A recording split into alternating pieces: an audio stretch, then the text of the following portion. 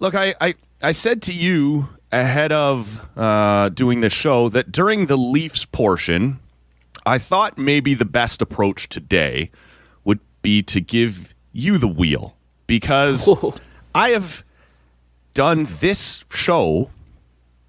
exact show, a lot of times. The post Game 7 loss show, I've done it. Even this year, that here's sort of where I think the holes are. Here's where, if they don't succeed, what might happen. I've sort of given my takes from where I sort of, come down on things or how I come at doing a show. And so I thought maybe, we have to talk about this, that maybe the better way of getting anything new out of it this time would be to have you kind of, I don't know, weigh in, obviously, ask questions, steer the conversation in the hopes that maybe we pull something out of me here that I haven't said, last year and the year before and the year before and the year before and so on. Well, that's a risky move, Matt. But nonetheless, I will oblige. Okay. There's so many different ways I could go with this. Okay, I'm not going to be mean. I'm going to say that. I won't be mean because I know this sucks. I too forgot the sadness and existential crises that come with your team being eliminated from the playoffs. Right. And I was reminded of that this year. And as the team that your team eliminated, I really don't think I have any right to rub anything in, to be honest with you. I'll start here.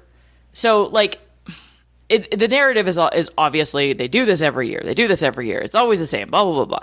Does it sting less at this point being in the second round? Or is that irrelevant at this point because of the way in which they lost? It wasn't like they lost by a goal or two. They lost, they got embarrassed at home in Game 7 after being embarrassed at home. You weren't going to be mean. Oh, sorry. I'm just saying that facts. is what happened. You're right. That is just a chronological order of facts. Yeah. No, does it sting less at all because it's in the second round and at least it's not the first round yet again, or does that not matter? Even the word sting is weird. I don't want to say I wasn't. That's where we are. I don't want to say I wasn't upset. I was. But, I don't know that I was shocked. And I just said I want you to take the wheel, and I really do, and I want to answer your question. So let me put one, sort of quick one back at you. If the Leafs had somehow won in Game 7, and in that case, they have beaten the defending Stanley Cup champions, and they were embarrassed in Game 5 and still showed all this character to come back and win in 6 and 7. Ha ha, wouldn't that have been lovely?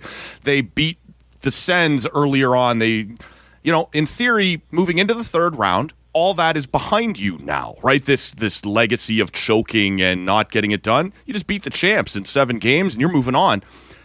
You're going to play Carolina now. In theory, you're feeling good about yourself. In your opinion, what would you have put the odds on, the Leafs beating Carolina in round 3? Oh, God. That's tough because Carolina is the worst team to judge right now because it's just pure chaos out there. It's the most boring, chaotic hockey I've ever seen in my life where they just fire anything and everything on net. I would like the Leafs' chances against Carolina better than I would their chances against Florida going into that series, if I'm being honest. That's right. And that's sort of where I'm at. To me, it's no worse than 50-50, Toronto versus Carolina. Now, Carolina has always been a weird matchup for Toronto. I don't know what it is, just the way they defend. You could almost get away with them playing, a Zamboni driver in goal, and sometimes they're able to beat Toronto in doing that. Let's play all the hits today, Strides.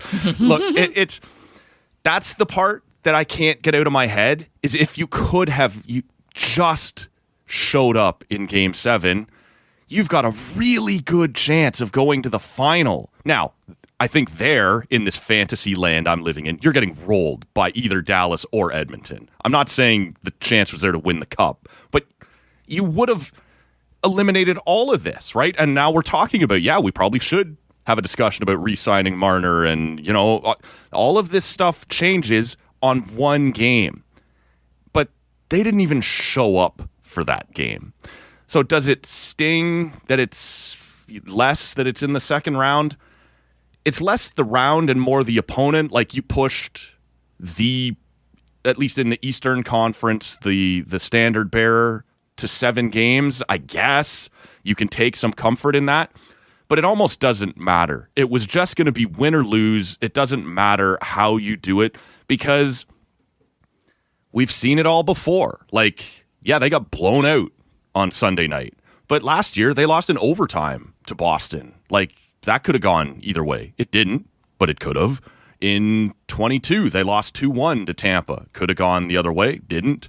Like, they've had opportunities to do it before, and there's just something there that makes it clear they're not going to do it. This group, as it is constructed, and it's really not this, like, this group has been turned over and turned over and turned over, except for the big pieces that this thing is built around. And for whatever reason, as a collective, it's not getting done. And I said it to my friend that I was watching with before Game 7. Like, you don't go in knowing you're going to lose. I said, can you imagine if they do this? Like, you sort of know what you're signing up for and sitting down to watch because we've seen it an awful lot of times. But there is still that part of you as this beaten down Leaf fan that's like, hey, why not? Like, they could do it again. Like, they've beaten them 3 times. Why not the 4th? And then you're like, oh, right. Now I remember. Yeah, it's God, it's rough, man. I don't know. It just sucks. And like, okay, so my other question, and this is one that I've posed to, and I also hate this question because I feel like at this point it's also been beaten to within an inch of its life, and it never happens. Is like, what comes next? What change happens? We know the Marner's probably gone. None.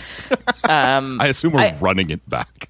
God, like, that would honestly, even for me as a Sens fan, I'm like, come on, man, you got to change something. Is Shanahan back next year? I doubt it. It's been 11 or 12 years now. And look, there's a whole lot of things that go into that question. Like, maybe, like, we've seen rebuilds that don't work. Buffalo has been stuck in one forever. Ottawa sort of stumbled and needed like a second run at it before now getting their footing. Lots of teams, you just happen to fall at the wrong time, and you don't get a McDavid or a Matthews or a whatever. You get a Nico Hischier. And look, that's not a shot at that guy. You love that guy. That's a great player. But Jersey doesn't start to take off till they win another one, get Jack Hughes, and now Hischier's your second line center, right? Like, sometimes it's you get Juraj Slafkovsky, or it's sometimes luck. There was people in the Leaf management group who wanted to take Nick Ritchie over William Nylander. Like, you make the wrong choice there. This doesn't even get as far as it has. So a lot of things happened for Shanahan early on that allowed him to look really smart. And I'm not even saying he's not. But this hasn't worked. You have been the guy who's overseen it all and endorsed the idea of constantly, one more time, run it back. Let's see what happens. At some point, when it falls apart this dramatically, right? Like, Games 5 and 7, you are being ruthlessly booed off the ice for like half the game. I have never seen anything like that. This is a team that won its division and was competing with the champs in Game 7. And people were like, not fucking good enough. And it's not because people think this team is bad. It's just they've seen this movie so many times and it's obviously not working. And they're telling you, we're done.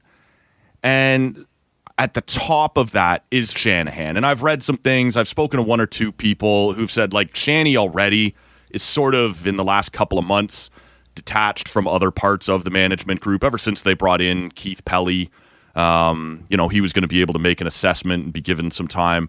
I'll be shocked if Shanahan is back, but we've talked about who gets to come back and who doesn't enough times that I maybe I shouldn't be shocked, right?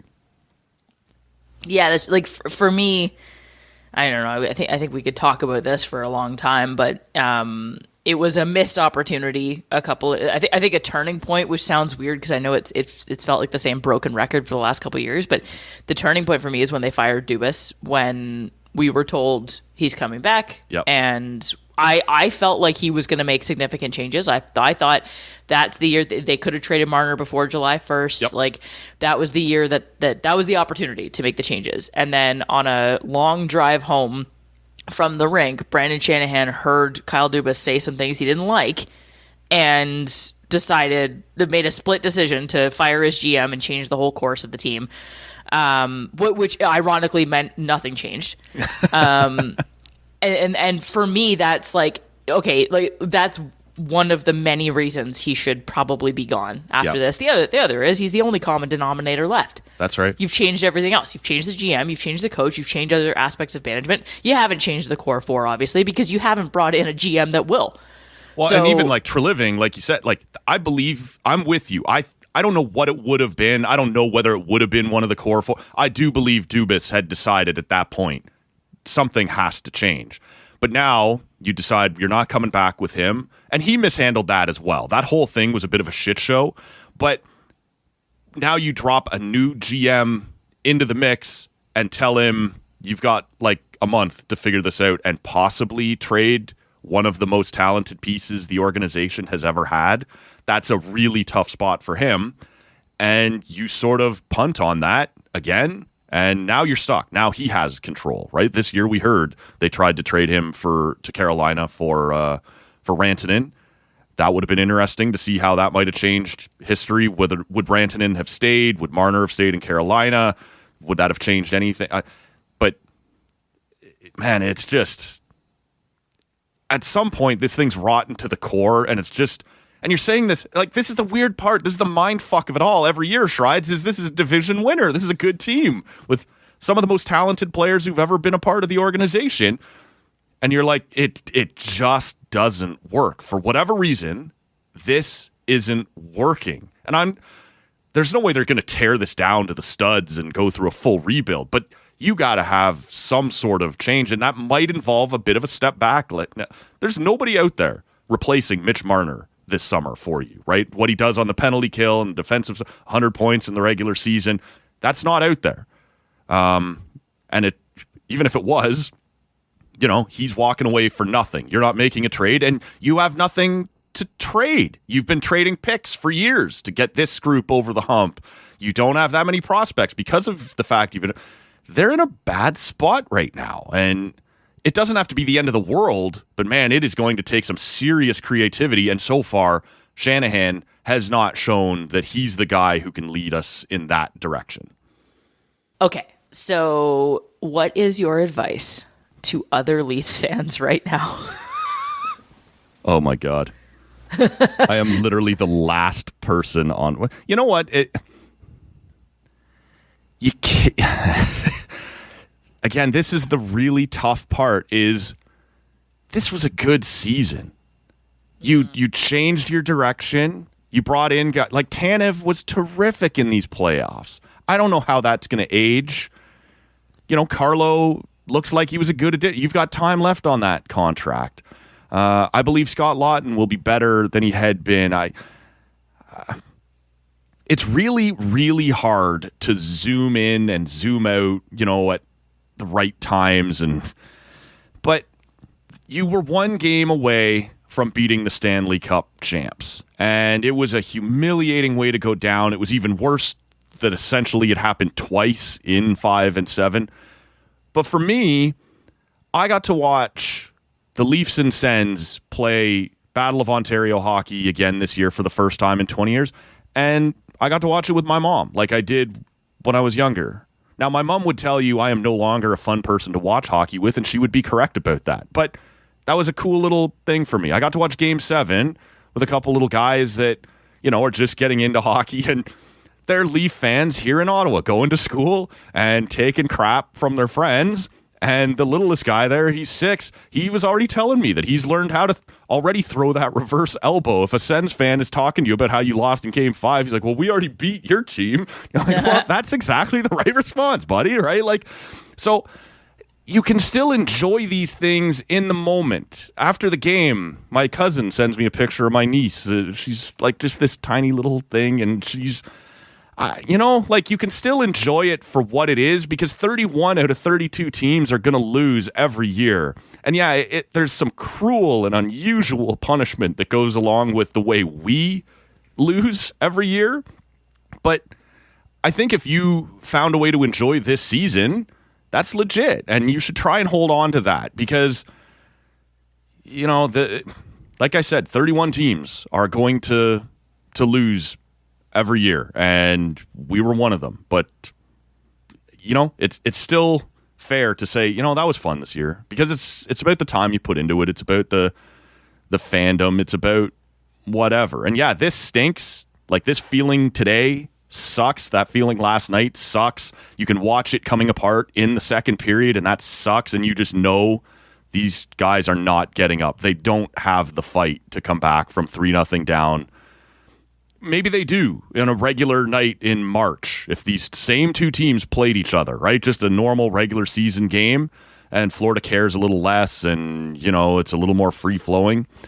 You just knew they weren't coming back in Game 7, but that doesn't mean that you can't enjoy it for what it was, and that would be my takeaway. If you can zoom out for a minute and just go, we lost in Game 7 to the defending champs, the best team in the East. Shit happens. We all know the story's bigger than that. It's deeper than that. But in that regard, that's what happened, right? That is in the same way that getting pounded at home twice is what happened. The way I have framed it is also what happened. So it's all about how you want to frame it. And we will go through many, many therapy bills trying to decide which is the correct way. It's somewhere in the middle, but that doesn't mean it wasn't worth the journey. If not to get too deep, yeah. Very. It's you know what? That's a positive along the way. There you go. That's a positive way to look at things, Matt. And allow me to now jump in with a very point blank question that might ruin all that. Should Auston Matthews be the captain? Is he the guy? What did you think of his leadership in this situation? As the captain, you cannot come out after Game 7 when you got trounced and you weren't good either and say, too many passengers tonight. Mm-hmm. That's a bad look. Yep. And say what you want about the automaton that is John Tavares. He would never have said that. And even if you are totally correct and you were one of them yourselves, you just, that's not the moment. You can say that again in March or in what, you can't say it after a loss like that. He is very much like this organization in the sense that there are, like last year, he was sick. Remember, missed big parts of that series against Boston. So you're sort of like, I guess you should cut him a little slack. This year, he's clearly been injured. I guess you should cut him a little slack. Well, at some point, I need you to show up. I need you to be available. I need you to, and that's, like I said, when you're injured and you're sick, that's bad luck, and it's, it's unreasonable to say get over it and score anyway, but get over it and score anyway. I don't know. Go ahead. Like I know no one cares about my Leafs opinions, but I will say his performance is one thing, and that is a factor. Like it is your captain who you expect to step up, and he stepped up in Game 6. Like he had a great Game 6, and that's great. But Game 6 Marner was to Matthews, essentially what everybody wanted to see. But that was essentially his arrival to the party. Yep. And you can't arrive in Game 6. Nope. You also can't. His performance is part of it. It's what he says afterwards that is also part of it, right? That's just as much the leadership as your performance on the ice. I thought Chris Tanev after Game 5, like if you took that quote and applied it to Auston Matthews, like I needed to be better, I'll take responsibility, I would have been like, what a great captain. Yeah, but it wasn't when Auston Chris Matthews Tanev who said that. it was ridiculous. Like Chris Tanev was bro, you were the only good a one. long way down the list of people I would have blamed for that game, but he stands out and goes, yeah, I need to be better. I'll wear that. That's what a captain says. Even when everyone knows it's, and I'm not trying to shit on Chris Tanev, but everyone knows that's transparent, that it wasn't his fault, it wasn't him, but he is, stepping forward and owning it. That's what your captain has to do after that moment, especially when he played as poorly as he did this year. And whether it's injury or not, I don't know. I have no idea what's wrong with that guy. And last year when he was ill and missed whatever portion of the Boston series, he came out afterwards and said, yeah, no, it's nothing. I should have been better. Well, that was somewhat noble to say no excuses. If you do that again, then everyone's going to spend this summer saying, well, then you don't give a shit, right? Like, someone in the organization, and this sounds silly, Strides, but someone has to let him off the hook if he is legitimately, like, it seems like some sort of hernia or midsection or groin thing. Like, he's not skating right and he's not shooting as hard. That seems like something in the midsection. You may be aware, I'm not a doctor.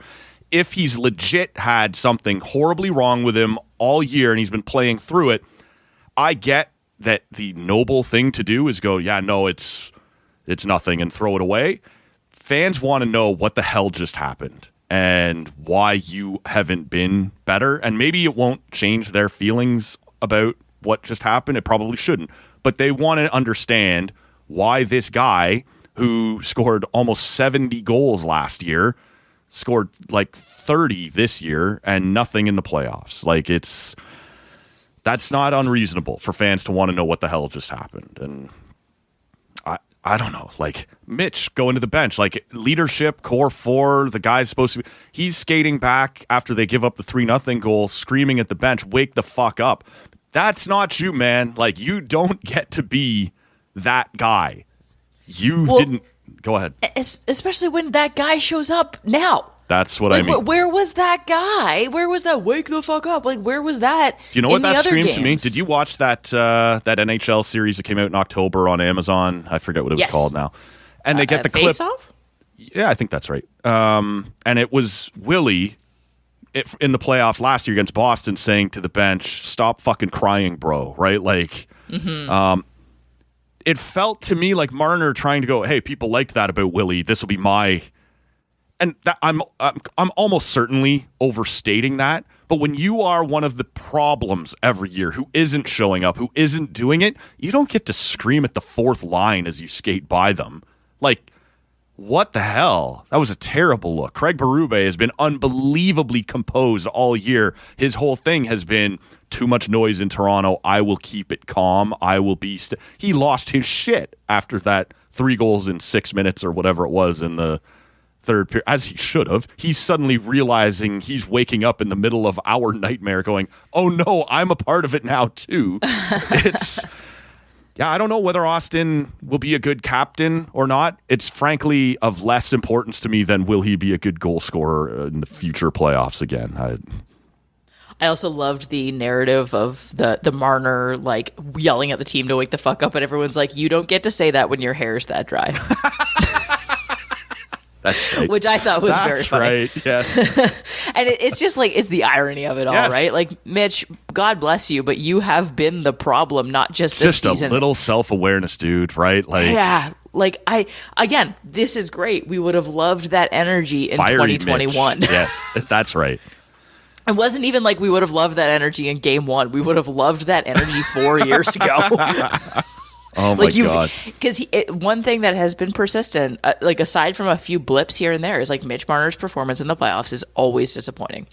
I know that, that every now and then he'll score a goal or have a big pass and it's like, okay, now it's better. But no, when it matters, he doesn't show up. We know that. That's been consistent. Yeah. And for him to, like, again, you want to see any player with, like, that level of fire. Well, like I said, Game 6, Marner to Matthews, 1-0.